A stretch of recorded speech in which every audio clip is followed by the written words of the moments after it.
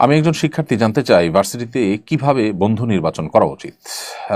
প্রিয় ভাই, বিশ্ববিদ্যালয়ে পড়া অবস্থাতে আপনি বন্ধু নির্বাচন করার ক্ষেত্রে অবশ্যই অন্য সাধারণ সময়ের মতোই দেখবেন যে আপনার বন্ধু তিনি দিনদার কিনা, তিনি আল্লাভীরু কিনা, তিনি দিনমুখী কিনা, তার ভিতরে তিনি চেতনা আছে কিনা, সেরকম মানুষগুলোকে খুঁজে খুঁজে আপনি বন্ধু হিসাবে গ্রহণ করবার চেষ্টা করবেন। মেধাবী এবং ভালো ছাত্র যারা মন্দ কোনো পথে চলে না সাধারণত, তাদেরকে দেখে দেখে আপনি বন্ধু হিসাবে গ্রহণ করবেন।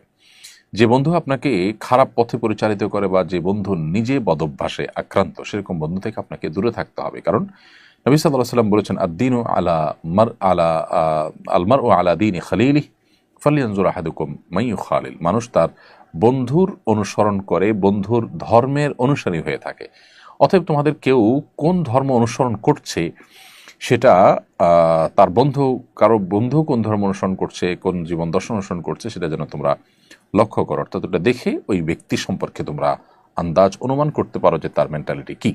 এই জন্য বন্ধু নির্বাচনে দিনদারিতা, আল্লাহ বিরুদ্ধে এগুলোকে খুব বেশি প্রায়োরিটি দিতে হবে।